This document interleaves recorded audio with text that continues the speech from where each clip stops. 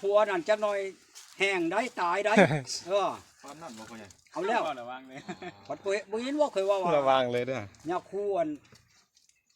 ไปอันนั้นไปให้บุญวานชื่นนี่คอยถามว่าไปใช้ยาเอาไปนี่นะไปอันชุมชการไม่ออกบ้านนี่นะว่าฉันเราเป็นหยังเอาผัวป้าได้ชามปีตายเลยเด้ว่าฉันไปกวดว่าหูตันเอาแล้วไปกวดอยู่ใช้ยาเนาะเอาอยู่ห้องหมอไปแล้วเหี่ยวกระบอกขี่กระบอกขี่นอกอยู่เหี่ยวบอกตายเลยได้หวานนี่ว่าฉันชุมชการเราอันนั้นนี่เอาแล้วเจ้าประช่างว่าคนก็หาเปล่าหาบอกแล้วมันยิงแถวนี้กระไรเด้อผู้ไม่หังใหม่ๆบอกเราเด้อพ่อเด้อคนว่าในใดก็ตายดีได้ว่าฉันไปชงอาตมาไปชงจักรผู้นั่นเลยได้นี่ว่าฉันเอาแล้วจะมาจ้างว่าแท้น้อยยาวว่ะโอ้บ้านกระด้อยกระไรเด้อแม่ห้างใหม่ๆนะงูตันนี่เป็นตายเนาะพ่อใหญ่เนาะงูตันนี่เป็นตายเนาะตายแล้วบอก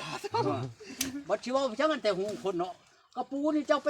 ตำร่มแน่นๆนี่ก็หมับคือกันไปคูดเบิ่งโดนมือหนานมันตายข้าวมือหนานมันบ่มีอากาศเนาะมันบ่มีโอกาสเด้ออกบ่ได้แล้วนี่คือกันแล้วเหนียวบ่ออกเนาะ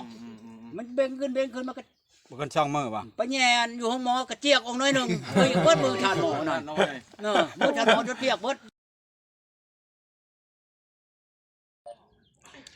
กราบสบายดีหรือว่าสวัสดี FC พังไทยพังลาวหรือว่าต่างประเทศก็ยินดีเข้าสู่2บ่าวน้ำพามวลอีกแล้วพี่น้องมื้อนี้ก็จะไปหาตัวก่อนคือเก่าคือเดิมพี่น้องบ่ได้ไปหาเพิ่นหลายมื้อหลายวันแล้วพี่น้อง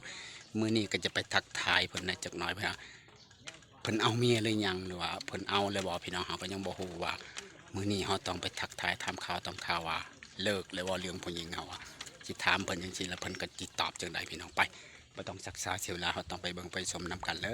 ยเอาอยู่นี่นั่นเอาแล้วบ่ได้โทรเห็นจังว่าเห็นเนาะหรือว่าเจ้าบ่ได้โทรแล้วก็ยาค่อยเห็นแล้วค่อยโทรกลับฉันดอกอันนี้น่ะบ่แม่นค่อยโทรต้องโทรไปหาเจ้าได้ยานว่ามีเวียกฉันดอกบ่มีเวียกบ่มีหยังก็ยาบ่คิดหยังดอกค่อยเห็นแล้วค่อยโทรกลับฉันนะยานว่ามีเวียกมีงานคือตะกี้ว่าสิลงมาบอกลูกบอกหลานก่อนว่าชนะแหละบัดนี้เราจะม้อยแล้วค่อยนิ่มมันอันนั้นไปใช้นะบ่ได้มาแล้วก็ยาดอกบ่แม่นว่าเขาสิโคตรคุ้มดอกครับค่อยเห็นแล้วค่อยโทรกลับได้นี่ได้บ่แม่นค่อยเว้า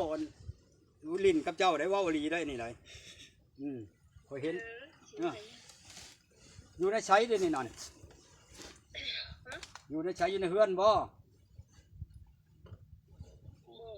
อยู่ในใช้สั่นฮะอยู่ในใช้ฉันวะไปเพียงปากชีน่ะไปยังปากชีคืออยู่ปากชลวันพุ่นเจ้านี่ไปเช้านี่ไปยังไปหาผู้บ่าวบ่หรือไปหาผัวโทรมาอยู่บ่คือว่าผัวขาดกันได้3 ปี4 ปีแล้วยังโทรมาหากันยังไปหลัดกันอยู่บ่เฮ้ย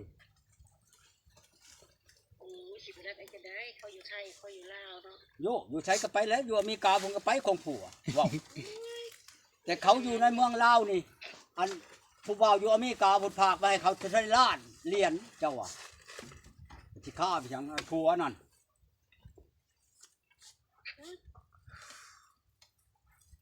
แม่นบอกคอยเว้าลูกพิษ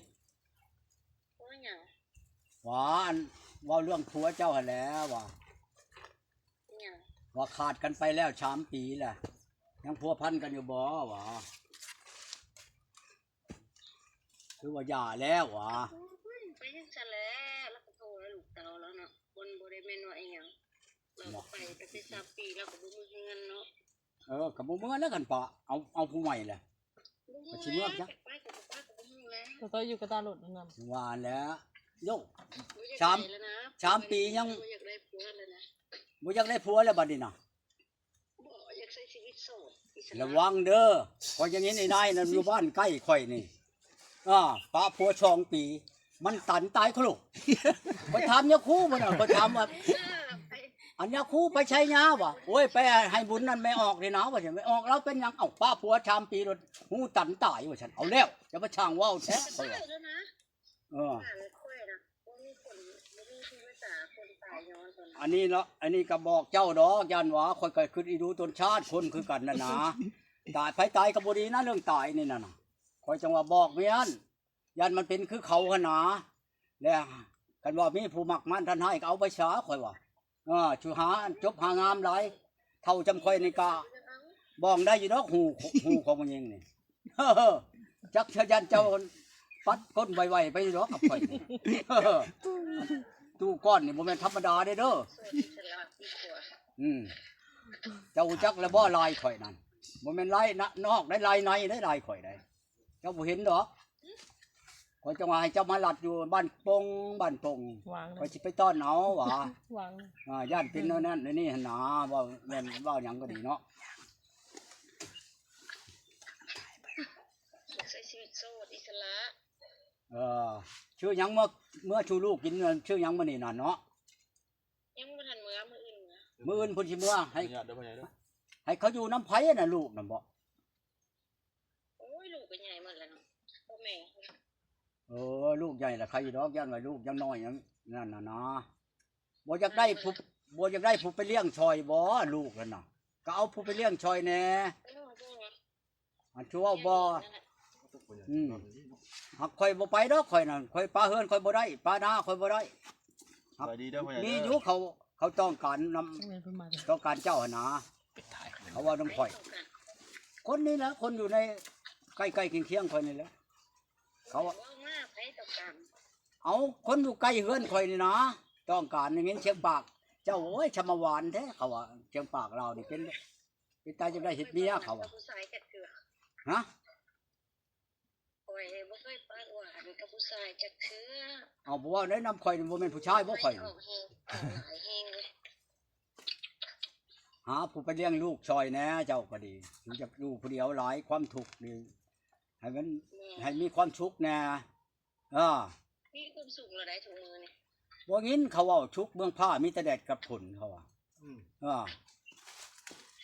ชุกเมืองคนมีแต่กินนอนใช้เขาว่ารู้จักบ่มีกินแหน่นอนใช้แหน่ผัวหาเมียใช้มันใครได้อันนี้คันความทุกข์มันไปหาเอาเองอันนั้นแหละมันทุกข์เขาทุกข์เท่าตายเขาคนวันนั้นบ่แม่นมีความทุกข์เท่าตายได้คอยบอกเจ้าดอกอันนี้นั่นเบื้องหนึงก็คือคอยว่าให้เจ้าพังนั่นอย่าคู่ไปให้บุญวานชื่นนี่อย่าได้คอยบอกเจ้าคักๆได้นี่ได้คอยคิดอีตนเจ้าดอกคนรู้จักเข้ารู้จักกันกันเลยเนี่ยนะนั่นว่าโอ้ยคันนี้ผู้ชงชันขึ้นฮอดจอดถึงมันดีได้คอยว่าดีกว่าคนชังได้อันนี้คอยคิดอีตนคอยคิดแพงเจ้าแน่อยู่นำกันนานๆไปแน่ฉันนะดีกว่าเกิดมาแหละกับท่าน น่ะแมลงเลยค่ะมื้อคืน ว่าพัดกันกับไผ่แมลงผู้บ่าวว่า ส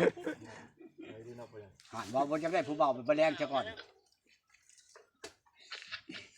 ค่อยจะเชิงกลางเว้นกลางคืนได้ค่อยได้เวียกนั่นเวียกบ้านน่ะกลางเว้นก็เฮ็ดได้กลางคืนก็เฮ็ดได้เวียกบ้านการเมือง เฒ่าปานนั้นก็ยัง โทษจะมาร้องเมืองบักเถ่าว่าแล้วบักหนุ่ม เรียกบ่ได้อยากกินน้ำนี่ จัดเลยนะพ่อใหญ่ พังแต่เชียงค่อยกว่ามันว้องชำได้เจ้าว่ะ นัดเจอแล้ว อายุ15มาแข่งก็ยังบ่ชำดอกค่อยสิบอกเจ้าเท่านี้เหรอ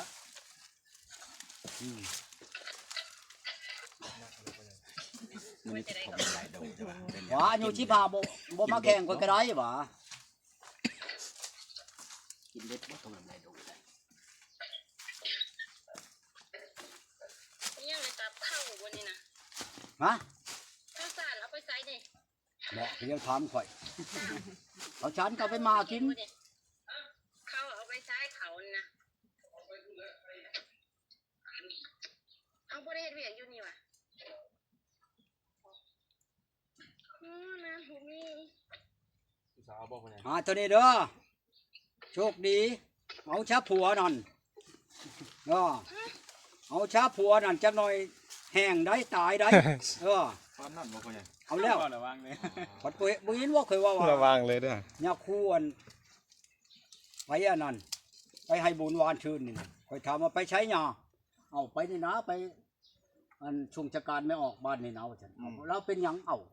ผัวป้าได้3 ปีเลย ตายเลยเด้ว่าฉันไปกวดว่าหูตันเอาแล้ว ไปกวดอยู่ใช้หญ้าเนาะเอาอยู่ห้องหมอไปแล้วเหี่ยวก็บ่ออกขี้ก็บ่ออกขี้นออกอยู่เหี่ยวบ่ออก เอาแล้วเป็นอันนั้นเนาะพ่อใหญ่ ตายเลยได้หวานนี่ บ่มีแนว ชม แย่ จักร บ่ เรา บ่ อัน บ่ นั้นเดี๋ยวนี้เอาแล้วเจ้าประช่างว่าก็สิหาเปล่าเฮาบอกแล้วมันยิงแถวนี้ก็หลายเด้อผู้แม่หังใหม่ๆบอกเราเด้อพ่อออกเด้อเพิ่นว่าในใดก็ตายดีได้ว่าฉันน่ะไปชงอาตมาไปชงจักการผู้นั้นแหละเด้นี่ว่าฉันเอาแล้วเจ้าประช่างว่าแท้น้อยยาวว่ะ อืม โอ้บ้านก็ด้อยก็หลายเด้ออันแม่ห้างใหม่ๆนะ งูตันนี่แม่นตายเนาะพ่อใหญ่เนาะ ฮะ งูตันนี่แม่นตายเนาะ ตายแล้วเปล่าบัดชีว่าจังกันแต่หูคนเนาะกระปูนี่เจ้าไป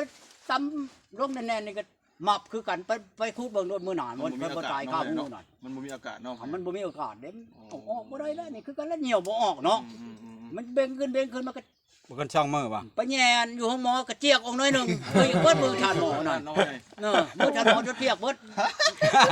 แล้วทานแล้วบ่โอ้ยเพิ่นมีตุนเด้เพิ่นเอาคนรถหากาปะผัวบางชาว3ปีนี่ คือไวแต่นะคักปานนั้นบ่ถูก 3ปีเพิ่นว่าโธ่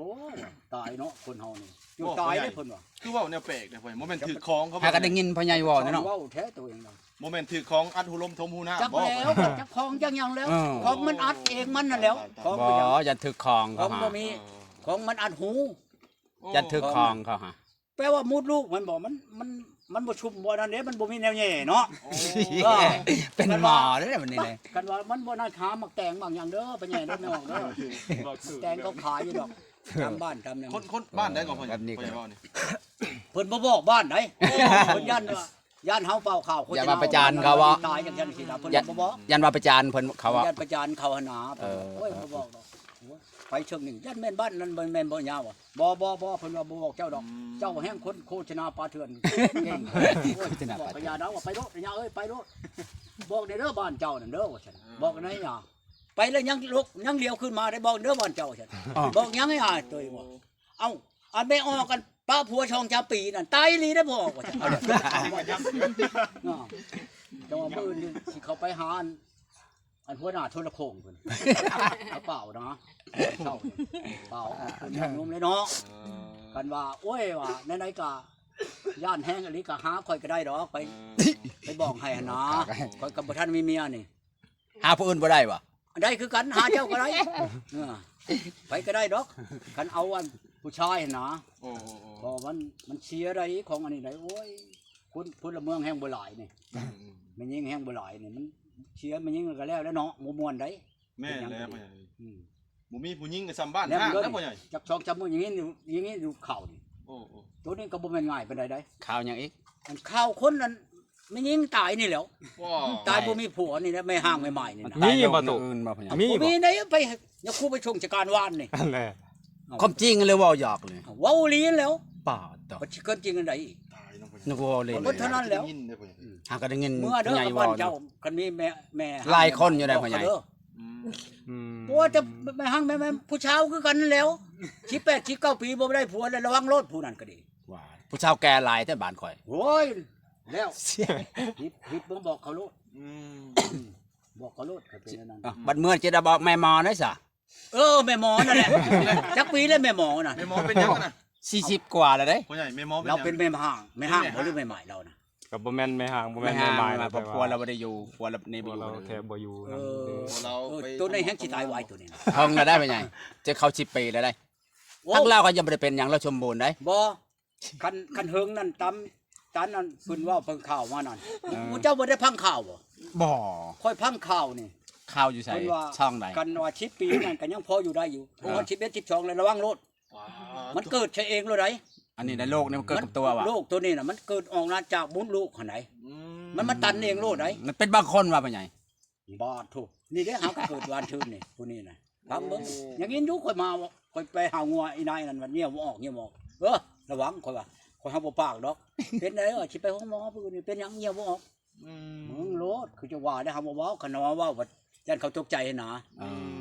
ข่อยเห็นแล้วผู้นั้นตายผู้นี้ตายอยู่บ้านนั้นบ้านนี้ เขาบ่สิตกใจหรือยาให้มันพ่อแน่อันพูดผู้ป้าผัวบ่เอานั่น เออ เพิ่นหาเลือกให้เพิ่นหาเลือกโลดบาดนี้ เอ บ่แม่นข่อยอยากได้เนาะ อ้าว ข่อยก็เลือกเอาคือกัน เนาะพ่อใหญ่ เนี่ย ในห้างใหม่ๆแสดงว่าเสี่ยงเนาะเขาบ่ เอา มี แล้ว ผั มันเคยเลยเด้ โอ้ มันเคยแล้ว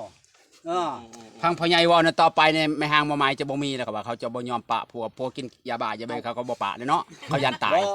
บ่ปากอะเอา เขาสู้จน บ่ทำก็แล้วผัวไปก็ยาแล้วนี่ เขาสู้ว่าพวกเขาชั่วจำได้กับพวกเขาอันนะ แม่นบ่ไปแหละ โอ้แม่นแล้วพ่อใหญ่ ผัวไปก็ยาแม่นบ่ แม่นแล้ว เอาไปนี่แล้วพอมันหมู่อันบ้องหู้ให้ แม่น คนเหี่ยว